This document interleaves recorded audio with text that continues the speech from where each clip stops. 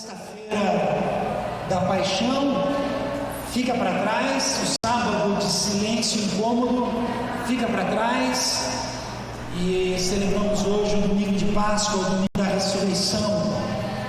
E eu quero conversar com você um pouco sobre os acontecimentos na vida de Jesus nessa última semana de vida dele. E convido você a abrir a sua Bíblia no Evangelho de Marcos, final do Evangelho de Marcos, capítulo número 11.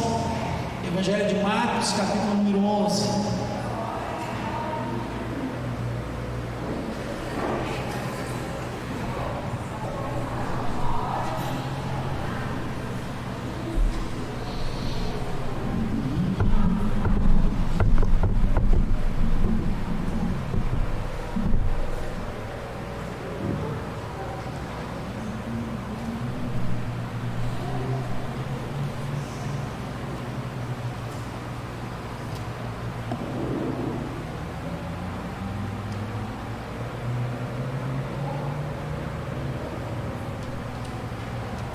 Marcos 11, Marcos 11, 16.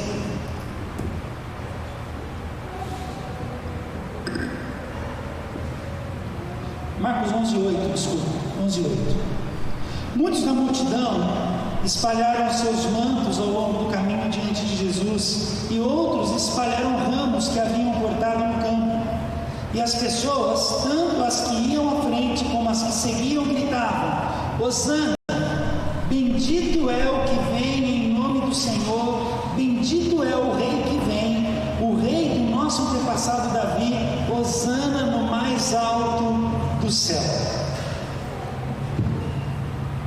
Estamos falando da entrada de Jesus em Jerusalém. Algumas coisas importantes para a gente pensar e entender. Jesus está voltando para Jerusalém já sabendo que ele seria entregue e morto. A conversa dele com os discípulos muitas e muitas vezes antes dessa ida para Jerusalém é que ele iria para Jerusalém, que ele já sabia o que aconteceria, e os discípulos ali de alguma maneira tentavam dissuadi-lo a que ele não fosse. Não vá, não vamos, isso não vai dar certo, isso não vai funcionar, estão tentando matá-lo, querem prendê-lo, a situação não está boa, fomos expulsos de várias sinagogas ao longo destes últimos anos, a tensão é muito grande, a situação é muito ruim. Os primeiros anos ali da vida de Jesus foram anos muito intensos. Jerusalém era uma verdadeira panela de pressão. O sumo sacerdote era alguém controlado pelo governo e pelo Império Romano. Quem mandava no templo de Jerusalém não era o sacerdote, não era o sumo sacerdote, mas quem mandava era Roma. As coisas que ali aconteciam da maneira que Roma queria. As pessoas que assumiam a responsabilidade dentro do templo assumiam responsabilidades porque Roma permitia. Então a situação não era boa. Havia uma expectativa de que o Messias viesse, e que o Messias vindo e o Messias chegando, o Messias traria libertação. Que tipo de libertação? A libertação política, a libertação dessa opressão romana, a libertação desse momento ruim que nós estamos passando, uma libertação deste momento que tem sido tão ruim para o nosso povo. Então havia uma expectativa de que o Messias viria, de que o Messias chegaria, de que o Messias traria libertação. O ambiente não era favorável, a situação não era favorável, nem dentro do templo, onde o sacerdote, o sumo sacerdote, era controlado pelo Império Romano, e nem do lado de fora do templo. A situação não era boa. Dentro desse contexto, com toda essa expectativa armada, com toda a situação que Jesus já sabia acerca dele mesmo, com todo o conhecimento que o Senhor Jesus tinha acerca das profecias e de quem ele era, ele vai para Jerusalém. Vamos lá. Outro detalhe, era a época de comemoração da Páscoa. O que isso significa? Significa que todo judeu ia para Jerusalém. Não só quem era morador de Jerusalém, mas todas as cidades vizinhas, os seus habitantes faziam uma romaria para Jerusalém. A cidade crescia de 20 mil habitantes, por exemplo, para 200 mil habitantes. Era muita gente chegando, era muita gente indo, era muita gente andando, era a expectativa do que iria acontecer. E nisso Jesus vai para Jerusalém. A hora que ele vai para Jerusalém, acontece aquilo que os teólogos chamam de entrada triunfal. Jesus fala para seus discípulos, 2 deles, vão até tal vilarejo e peguem ali um burrinho que nunca foi montado e tragam esse burrinho para mim. A hora que esse burrinho for pego, o proprietário do burrinho vai perguntar assim: ei, o que vocês estão fazendo? Apenas digam ao dono do burrinho que o mestre precisa dele. E Jesus pega o burrinho, os discípulos pegam o burrinho, e montado nesse jumentinho, o Senhor Jesus entra em Jerusalém. Não entra de qualquer maneira.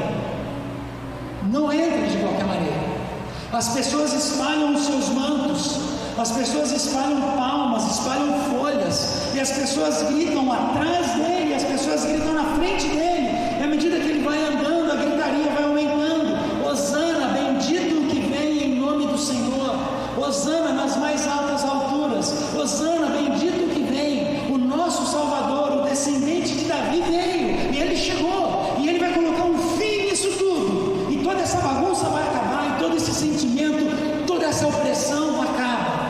E Jesus entra de forma triunfante, aquela festa, tanto que a Igreja Católica Romana hoje celebra e comemora o Domingo de Ramos. Não é uma comemoração solta, é algo que tem um princípio e um critério bíblico para que aconteça.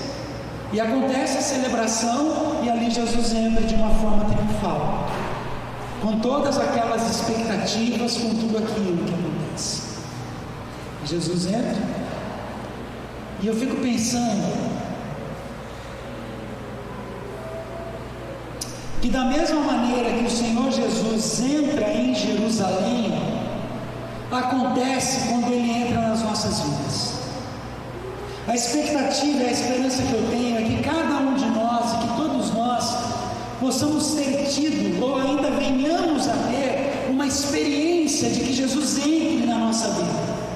Mas que Ele não entre na nossa vida de qualquer maneira, que Ele entre na nossa vida de uma maneira triunfante, que Ele entre na nossa vida sendo o Senhor da nossa vida, como de fato Ele é, que Ele entre na nossa vida e que na nossa vida, no nosso coração, de toda a alma, corpo, espírito, de tudo, a gente proclame de Hosana, bendito que vem em nome do Senhor. Hosana, o meu Salvador chegou. Hosana, o meu Salvador entrou na minha vida de uma forma triunfante. Hosana, Ele veio trazer luz onde só havia trevas. Hosana nas maiores alturas. Aquele que eu tanto esperava, finalmente veio. Finalmente chegou. E Jesus entra. E Jesus entra em Jerusalém, essa entrada triunfante. E Jesus vai ao templo. E aí os capítulos de 13 até o capítulo número 15, Jesus vai ao templo, Jesus expulsa os mercadores do templo, Judas finalmente cede ao intento de trair Jesus, de traí-lo. Judas finalmente, não, realmente vale a pena essas 30 moedas de prata, e Judas decide que vai trair. Aí Jesus vai, celebra a última ceia com os seus discípulos, e nesta celebração da última ceia, Jesus deixa algumas recomendações que atravessa tempo e espaço e chega até aqui hoje. E aliás, domingo passado nós celebramos a ceia, aonde nós partimos o pão, aonde nós dividimos o vinho, aonde nós entendemos o sangue da nova e da eterna aliança, aonde nós, cada vez que tomamos a ceia, trazemos a memória e a promessa de que o Senhor virá e vem nos resgatar de uma forma definitiva. Então tudo isso vai acontecendo dos capítulos de 12 a 15. Quando chega no capítulo número 15, Jesus está no jardim do Getsemane, e ali vem uma legião de soldados romanos, invadem aquele jardim, invadem aquele ambiente, querem prendê-lo, vão levá-lo preso. E nessa ida, nessa tentativa, nesse fato que acontece, onde Jesus é levado preso. Jesus pergunta àqueles que vão para cima dele: escuta, vocês vêm para cima de mim como se eu fosse um malfeitor? Vocês avançam contra mim com espadas e lanças? Estou aqui. Judas o trai com um beijo. Um beijo. Judas, com um beijo você entrega o Filho do Homem? Um beijo. Um beijo no rosto. Jesus é levado. Tem um julgamento um tanto quanto duvidoso. Um julgamento que acontece durante a madrugada. Vai para a casa do Caifás, vai para a casa do Pilatos e volta. E apanha e é surrado. É cuspido. É crucificado. Diz o capítulo 15 do Evangelho de Marcos que Jesus, ao ser crucificado, ele olha para aqueles homens, para aquelas pessoas que estão ali à sua volta, e o que ele tem a dizer é: Pai, perdoa-os, porque eles não sabem o que eles estão fazendo. Talvez o maior exemplo de perdão venha da pessoa de Jesus, aonde, sofrendo todas aquelas injúrias e injustiças, ainda ora e pede por ele: Senhor, perdoa essa turma, eles não têm consciência do que eles estão fazendo. Diz o texto de Marcos ainda no capítulo número 15, por volta das 3 horas da tarde, Jesus já exaurido por tudo que havia acontecido na madrugada de quinta-feira, no dia de quinta-feira, a crucificação em si, as surras em si, diz o texto de Marcos que Jesus entrega a sua alma, e aí ele ora uma última oração, uma palavra, na verdade, tetelestai, está consumado. A hora que ele faz essa oração, o véu do templo se rasga de alto a baixo, que é o que separava o Santíssimo Lugar do restante do átrio, dos outros espaços do templo. A pedra onde os sacrifícios eram feitos racha de fora a fora. Diz que o céu escurece, um eclipse, ou sei lá o que, o céu escurece como se fosse noite. Um dos soldados vira e fala: realmente, este homem era inocente.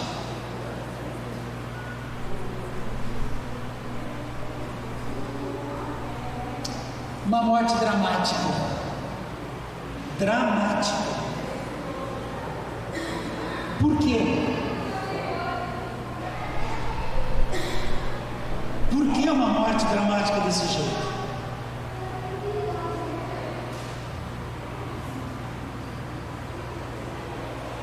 Eu e você não temos consciência do quão afastados de Deus nós estávamos.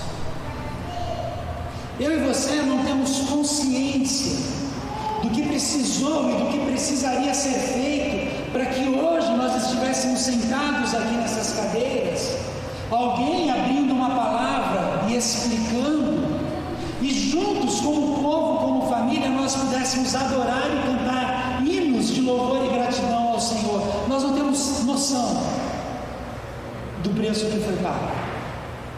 Nós não temos noção do tamanho da ofensa que nós causamos. E talvez pelo fato da gente não ter noção do tamanho da ofensa que nós causamos, nós somos cristãos tão ruins. Nós somos cristãos tão imaturos. Nós somos cristãos que flertam tanto com o pecado. Nós somos cristãos que gostamos tanto de julgar a vida dos outros e não olhamos para a nossa própria vida. Nós somos cristãos com olhos secos, que não choram pela sua própria miséria. Somos cristãos que não conseguimos reconhecer o quanto carecemos de Cristo Jesus na nossa vida. Somos cristãos que não conseguimos olhar para a cruz e entender que aquela morte dramática foi por minha culpa. Minha culpa.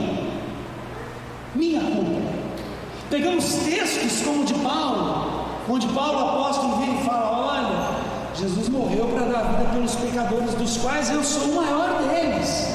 E a gente se atreve a usar o versículo que Paulo escreveu como se de fato nós acreditássemos naquilo, quando não acreditamos.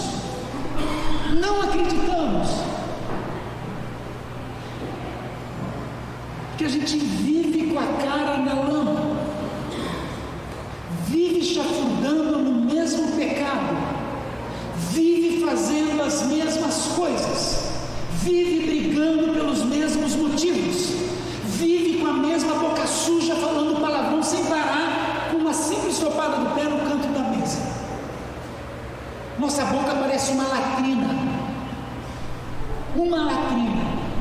e a gente trata isso com a maior leviandade. O nosso beber socialmente começa na segunda noite e termina no outro domingo, mas é só socialmente que eu bebo.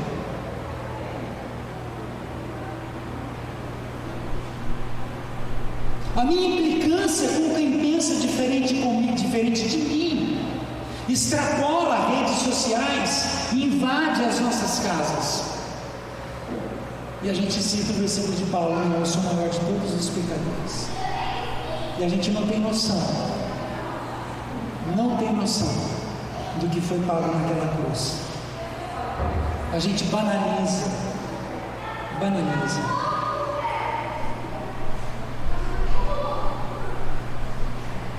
A morte de Jesus foi dramática, porque o preço a ser pago foi muito alto.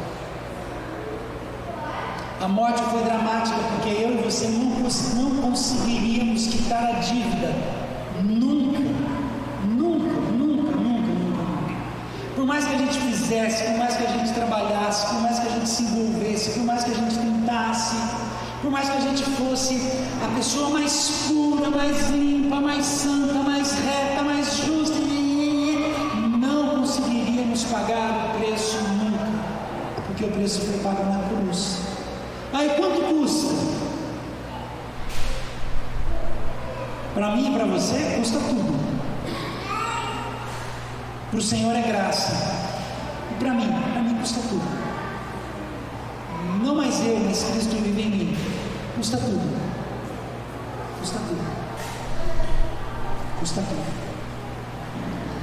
Graças a Deus. Final daquele dia, né, depois que deu o horário, olha que engraçado, né? O Eugene Peterson tem um livro dele que foi publicado, que na verdade é uma pregação dele. O livro foi publicado depois que ele já veio. Espera um pouquinho.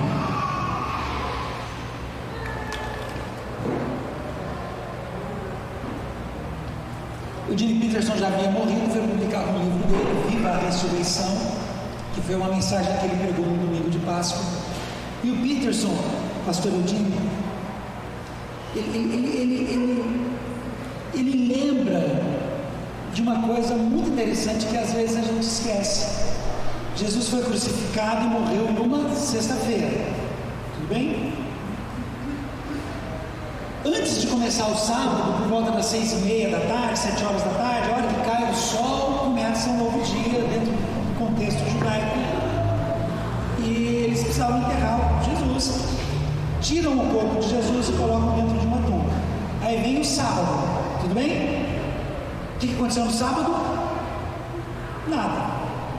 Aí vem o domingo, que é o domingo da ressurreição. O que aconteceu no sábado?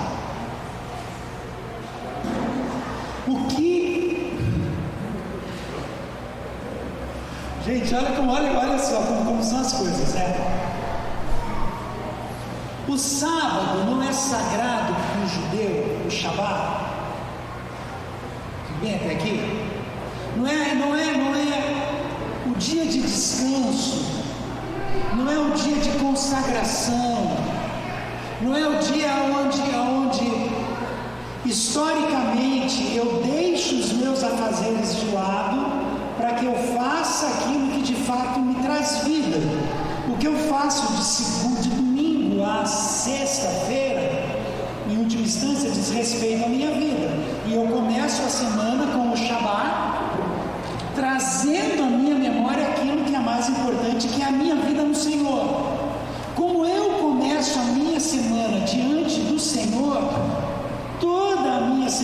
ser diferente. Não é que eu começo a semana descansando, eu começo a semana lembrando de quem eu sou, para que tudo que eu faça reflita quem eu sou nele. Então veio o sábado. O que aqueles irmãos fizeram no sábado com Jesus dentro da tumba?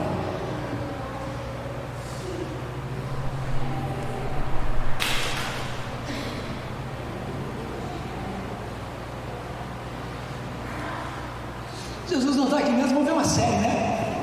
Vamos ler um livro, vamos passear no parque. O tempo está bonito, o dia está bonito, vamos para a praia. O reverendo Peterson, pastor Eugênio Peterson, ele disse que o sábado foi um sábado de extremo silêncio e contrição, solitude, oração. Aliás, o sábado foi como deveria ser os nossos domingos, porque nós criticamos os nossos irmãos que guardam o sábado, mas a gente pega o domingo, fica aqui 1h30 e vai embora correndo querer cuidar da nossa vida. O pastor Peterson, ele fala assim: olha, aquele sábado foi um sábado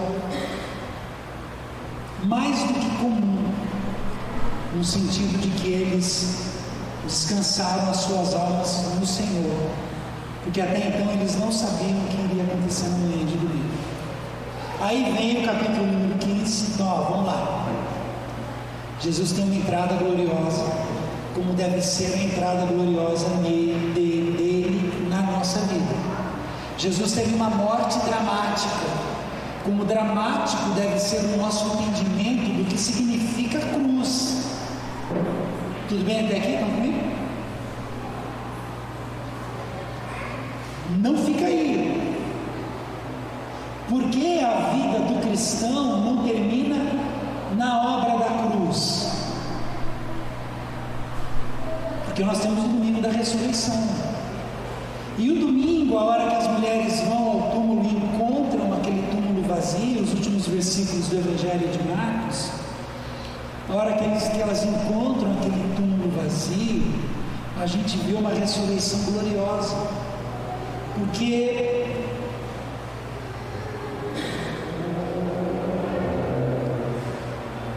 a morte foi vencida. A morte foi vencida. E essa deveria ser a nossa maior expectativa. Eu fui crucificado e morri em Cristo Jesus. Aquela cruz foi por minha culpa, foi por minha causa. Bom, mas Ele ressuscitou e venceu a morte. Logo, a minha esperança é que nele eu também vença a morte. A minha esperança, a sua esperança, não é que um dia a gente vai para o céu com ruas de ouro, cachoeiras de Coca-Cola, café não misturado com nada, o mais puro possível. Não é que eu vou para o céu, um lugar legal, culto, fumacinha, anjo tocando harpa. Essa não é a esperança do crente. A minha esperança não é de ir para o céu. A minha esperança é de que eu serei ressuscitado em Cristo Jesus. A minha esperança é que a morte não tem uma palavra final sobre a minha vida, nem a minha morte espiritual por causa de todos os delitos que eu cometi, e nem a minha morte física não acaba. Por quê? Porque Jesus ressuscitou. E essa ressurreição dele, esse negócio tão fantástico, me alcança. E pode alcançar cada um de nós. Como? Entregando a nossa vida para Jesus, vivendo uma vida diante dele. É uma oração? Não é uma oração que você vai falar uma vez na vida e depois. Não, é uma vida de relacionamento, é uma vida que inclusive pode começar com uma oração de entrega, mas não acaba aí. É uma vida de relacionamento, é uma vida de caminhada, é uma vida de aprendizado. É uma vida onde, vez ou outra, realmente nós vamos fazer coisas que não deveríamos fazer, mas é uma vida que eu olho para a cruz e vejo que a cruz me salva, e olho para o túmulo vazio e vejo que realmente há esperança nisso tudo. É disso que se trata a Páscoa, é disso que se trata esse momento. Não é é só sobre a entrada triunfante sobre a nossa vida, não é só sobre a morte dramática por causa do pecado na nossa vida, mas é sobre a ressurreição nossa em Cristo Jesus. É sobre essa promessa que vai se cumprir na nossa vida. Essa é a nossa esperança. Bom, enquanto isso não acontece, eu sou do meu amado e ele é meu e eu vivo para ele. É assim. Assim que funciona. Eu tenho um compromisso com o Senhor, ele tem um compromisso comigo. E nós somos amigos. Já não os considero escravos, eu os chamo de amigos.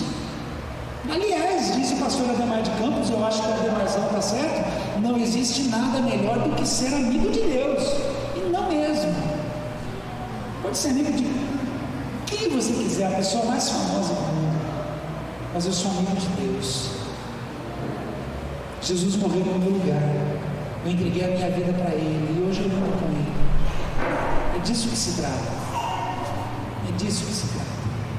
Não termina na cruz, termina no túmulo vazio. No túmulo vazio. E esse túmulo vazio cria uma multidão numerosa como a areia do mar de pessoas que entendem isso nas suas próprias vidas. E a gente é do Senhor. Minha oração sincera, de todo o meu coração, é que a gente permita que o Senhor entre na nossa vida de uma forma fantástica. Aliás, é muito engraçado. Você pode, eu no meu caso, assim, a minha avó Antônia era uma crente muito fiel da Assembleia de Deus, a minha avó Antônia cuidava de mim, das minhas irmãs, para minha mãe trabalhar e meu pai trabalhar. Então minha avó ia cuidar de mim, das minhas irmãs, e cantava uns corinhos, não sei o que. A primeira lembrança que eu tenho de igreja é essa. Depois eu ia passar férias na casa da tia Hilda, aí tinha uns grupos pequenos na casa da minha tia Hilda e eu participava. Aí quando eu tinha 16, 17 anos, eu entreguei a minha vida para Jesus. O pastor fez um apelo, eu acho, pô, que legal, lindo, maravilhoso, eu ergui a mão, fui lá na frente, todo mundo orando, chorando, me abraçando, e estou aqui hoje. Então assim, eu era criança, eu já tenho lembranças do Senhor na minha vida. E talvez você tenha lembranças do Senhor na sua vida.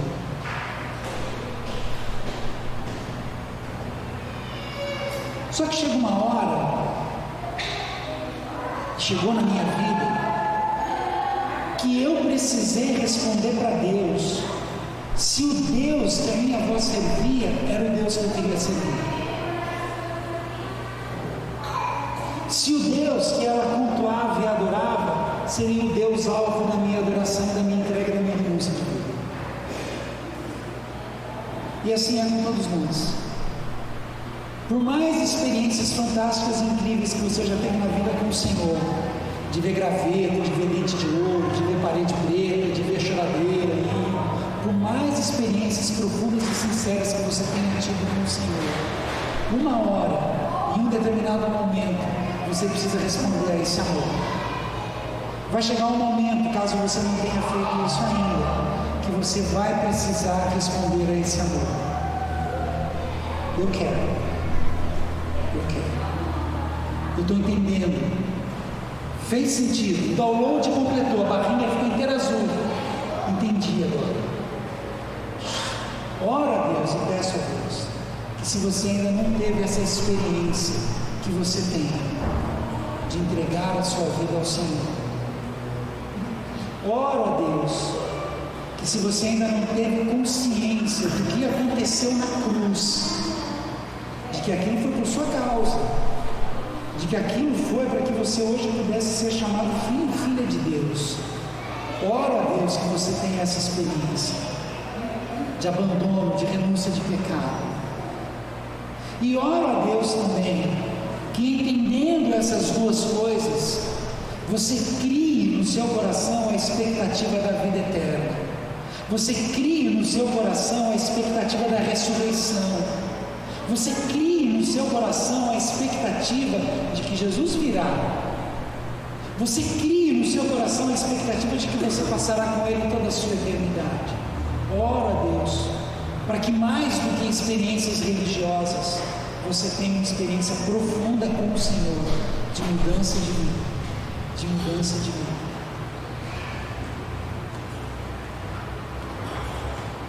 Acho que é isso. Acho que é isso. Boa Páscoa. Não vai embora. Aliás, vamos orar.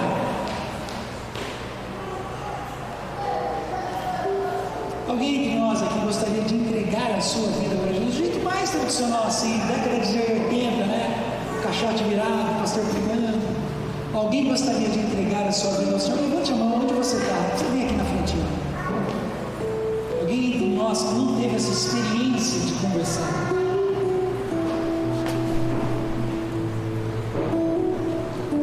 A alma cansada vem já olhando quando eu fui. A alma cansada vem já olhando. Amém.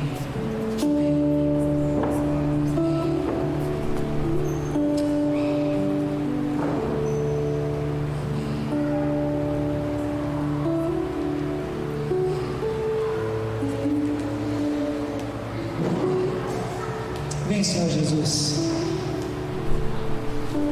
Vem, Senhor. Vem, Santo Espírito, que invade a nossa vida, nos convence de tudo aquilo que é necessário, Senhor. Muda, molda, transforma.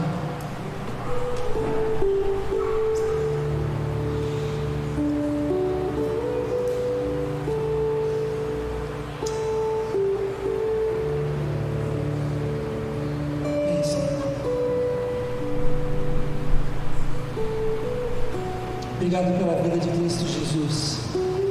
Obrigado pela nossa nova vida em Cristo Jesus. É nova, é novidade de vida. Obrigado, Senhor. Muito obrigado, Senhor.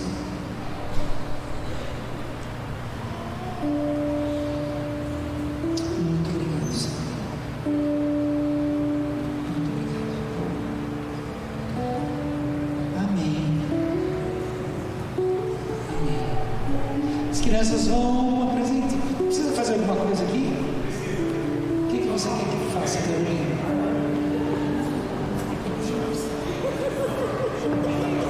Não ri, vocês não vão pro céu, hein? Tem que arrumar aqui.